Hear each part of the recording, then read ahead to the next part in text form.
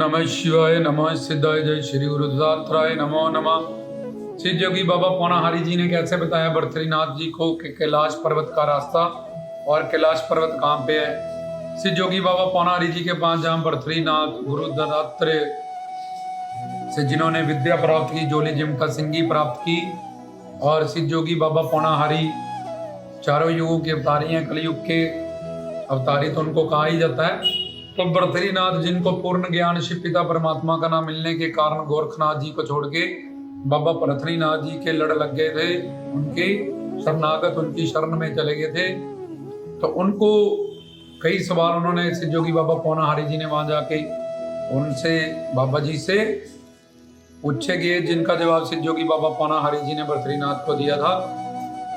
तो बद्रीनाथ ने पूछा था कि सिद्ध योगी बाबा पौनाहारी, दूधाधारी, गढ़ाधारी, गलाधारी जी, कैलाश पर्वत के बारे में बताइएगा कि कैलाश पर्वत किसको कहते हैं और कैलाश पर्वत कहाँ पे है, वहाँ कैसे पहुंचा जा सकता है।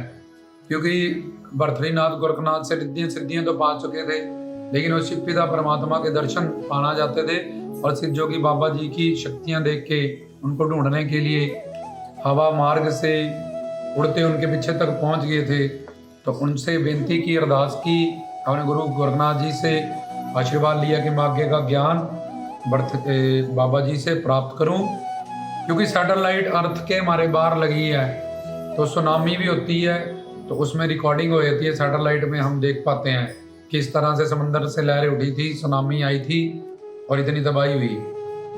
अगर कैलाश पर्वत धरती पे और सैटेलाइट धरती से बाहर है तो फिर हमें वहाँ दिखाई दें, वहाँ पे बैठे भोलेनाथ भी हमें दिखाई दें। तो इंसान ने जो भी बनाया वो 5 महाभूतों से ही बनाया और उसकी मन बुद्धि की जो पकड़ है माया की नगरी तक ही है। तो आत्मा परमात्मा, बाबा जी, शिव शंकर, कैलाश पर्वत, ये सब मन बुद्धि इंद्रियों से परे हैं। जब हम आरती भी करते हैं, तुम हो अगम अगोचर, अगम मतलब मन से परे, गोचर मतलब दृष्टि से परे। तो इससे सैटेलाइट बाहर होने के कारण ये पता लगा और सिद्ध हुआ कि कैलाश पर्वत धरती पे नहीं है। तो फिर बद्रीनाथ ने बाबा जी से पूछा कि कैलाश पर्वत कहाँ पे है। तो जब हम योग साधना में साधना करते हैं ईश्वर को पाने के लिए 3 मार्ग, कर्म मार्ग, फिर ज्ञान मार्ग, ज्ञान में योग भी आता है, और भक्ति मार्ग, ये 3 शर्तें, 3 मार्ग है ईश्वर को पाने के लिए।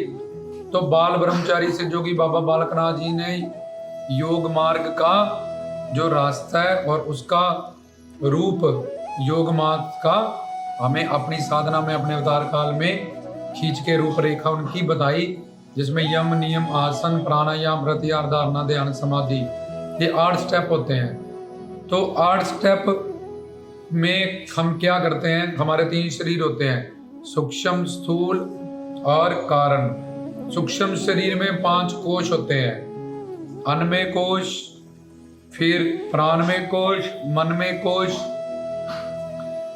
विज्ञानमय कोश, आनंदमय कोश। ये मनमय कोश में अनंत जन्म के पाप पुण्य भरे रहते हैं, संचित कर्म जिनके कारण बार बार हमारा जन्म होता है।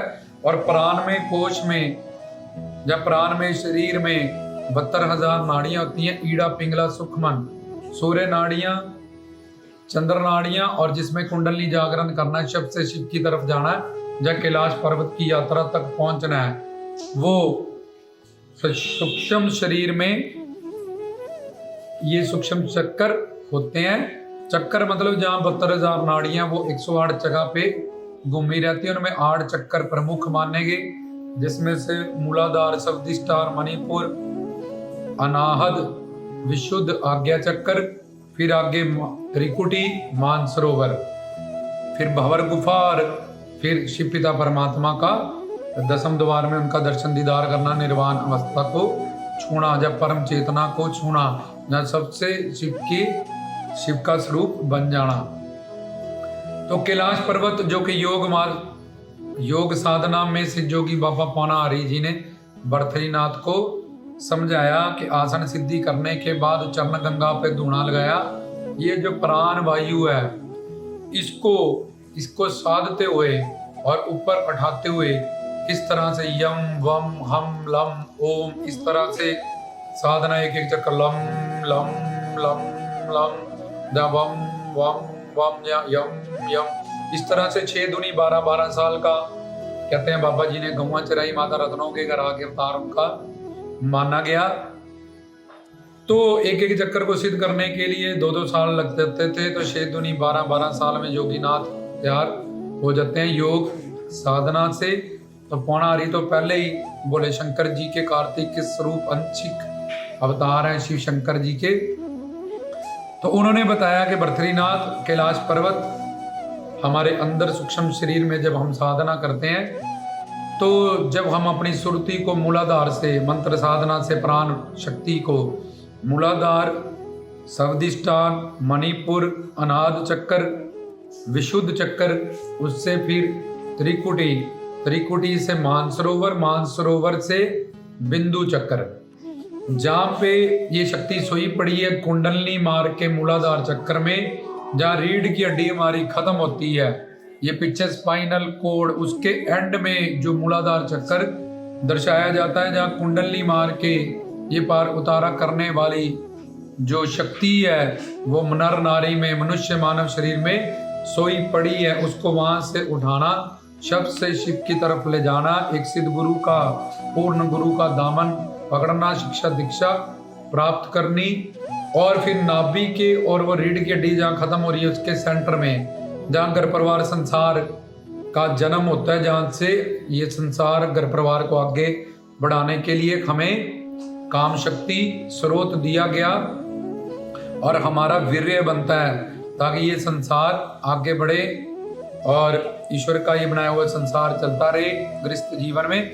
तो काम शक्ति, जहाँ से काम शक्ति का वेग है, जहाँ उसको स्वादिष्ठान चक्र कहते हैं, नाभि और रीढ़ की हड्डी जहाँ खत्म हो रही है उसके सेंटर में स्वादिष्ठान चक्र कहते हैं। फिर नाभि में मणिपुर चक्कर और उसके आगे हृदय में अनाद चक्कर और कंठ में विशुद्ध चक्कर और दोनों नेत्रों के सेंटर में आज्ञा चक्कर और आगे ईड़ा पिंगला सुखमन जहाँ मिलती है, जो संत मत में जहाँ संतों फकीरों महात्माओं के दर्शन होते, त्रिकुटी, उससे आगे बबर गुफा, उसके आगे मानसरोवर जहाँ अमृत कुंड पड़ा है, उसके आगे जो अमृत कुंड जब हमें मिल जाता है तो कहते हैं हर जीव से साध की रसना हमारे जुबान पे सरस्वती सिद्ध हो जाती है, हम जिसको जो बोले वही वचन हमारा सत्य होने लगता है।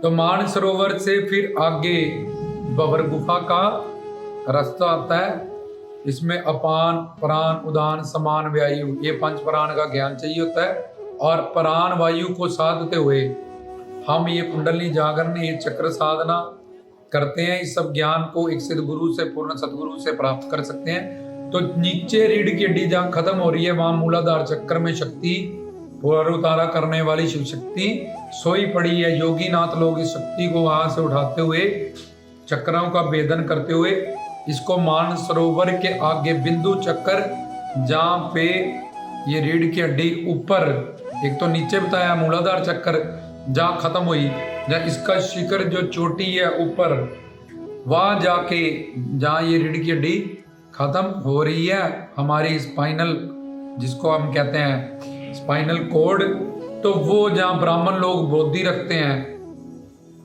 चोटी रखते हैं, उसको बिंदु चक्र कहते हैं। वहां जाके हमें उसको कैलाश पर्वत से, जो कि बाबा पौना हरि ने बताया कि जब सुरती मूलाधार से उठा के इन चक्रों का भेदन करती हुई यहाँ तक पहुंच जाएगी, तो उसको कैलाश पर्वत तक जाना, पहुंचना कहते हैं। और जिसके सामने, कह रहे शिव के 3 नेत्र होते हैं, और जिसके सामने दिव्य दृष्टि, तीसरा नेत्र ज्ञान का चक्षु बताया जाता है, दर्शाया जाता है। गुरु नानक देव जी ने अपनी उदासियों में सुमेर पर्वत गोरखनाथ से मुलाकात की थी, लेकिन कैलाश पर्वत अगर धरती पे हो, जहाँ से गोरखनाथ को उन्होंने नीचे भेजा था, तो उसका दर्शन दीदार हमें, और वहां पे बैठे हुए भोलेनाथ शिव शंकर हमें दिख जाएं। पर वो स्वयंभू हैं, वो त्रिलोकी नाथ हैं, उनके अनंत नाम है, वो शक्ति हैं, मन बुद्धि इंद्रियों से परे हैं। शिव की शिवलिंग की परिक्रमा नहीं की जा सकती, करते हम रास्ते में नंदी बैल आ गया है, नंदी बैल काल माया है। तो शिव कहते हैं तो इस मन बुद्धि इंद्रियों से छोटे से जीवन में बिना गुरु के मैं पशुपति हूँ, काल पे सवारी करता हूँ, तेरा मानव बुद्धि और मानव शरीर नश्वर है और तेरी जिंदगी बहुत छोटी है। इसके कारण शिव को शिव ही पाता है, शिव को शिव ही देखता है, शिव को शिव ही समझता है। तो हमें गुरु के पास जाके दिव्य अंतःकरण, दिव्य दृष्टि, ये सब कुछ दिव्य दिव्य चीजें प्राप्त करनी पड़ती है। पहले अपने तन मन धन से सेवा करके अपने मन को पाक पवित्र साफ शुद्ध करना पड़ता है। तो कैलाश पर्वत उन्होंने बताया कि जो मूलाधार में शक्ति सोई पड़ी है, सूक्ष्म शरीर में जिसमें चक्कर है, ये कुंडली जागरण करना है। तो जो इस शरीर में रफ आइडिया से बताया जाता है कि रीढ़ की हड्डी जहाँ खत्म हुई मूलाधार चक्कर, वहां एक शक्ति सोई पड़ी है कुंडल मार के, इसलिए उसको कुंडलनी कहते हैं, सांप की तरह। और बाबा जी को कुंडला वाला कहते हैं ताकि उनकी कुंडली जागरण है, उनके वो जोगी हैं, उनके पास ये युक्ति है, नाथ है उनका मन।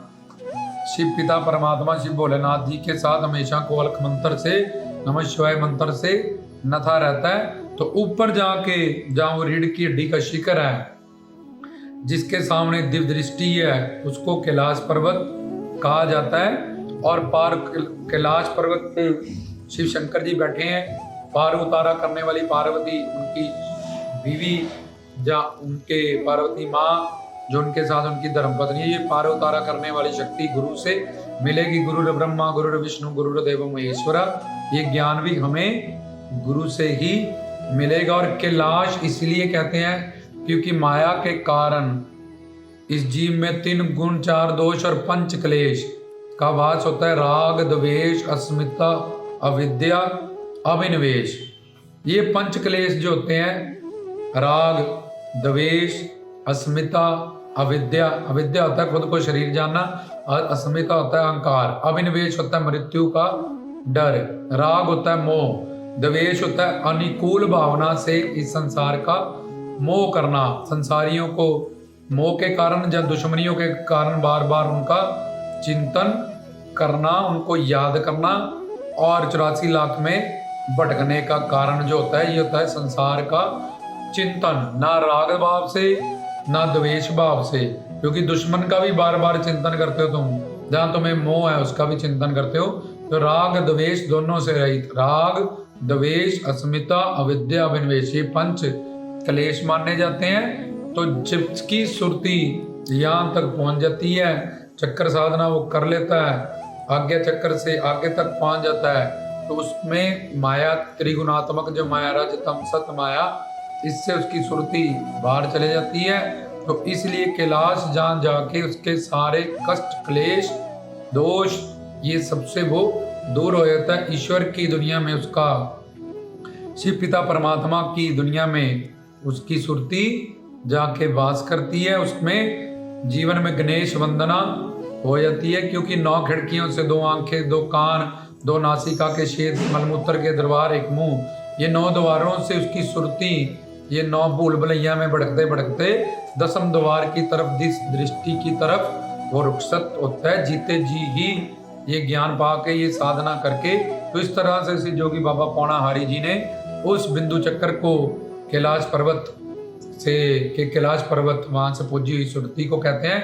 तो वहाँ पे हमें शिव बोले शंकर जी का, पार्वती जी का दर्शन होता है। और अगर कैलाश पर्वत धरती पे हो तो सैटेलाइट में आए और हमें दिखे, और वहाँ बैठे हुए शंकर जी, उनके लिए जब तक पट पूजा समर्पण ये सब ना करना पड़े, हम भी सैटेलाइट के माध्यम से भोलेनाथ के भी दर्शन कर लें और कैलाश के भी कर लें, पर ऐसा नहीं है। तो श्री जोगी बाबा पौनाहारी जी ने किला कहते हैं धर्मो, धर्मो मतलब धर्मात्मा, मतलब गुरु से पार्वती से मिलाया। पार्वती मतलब पार उतारा करने वाली शक्ति।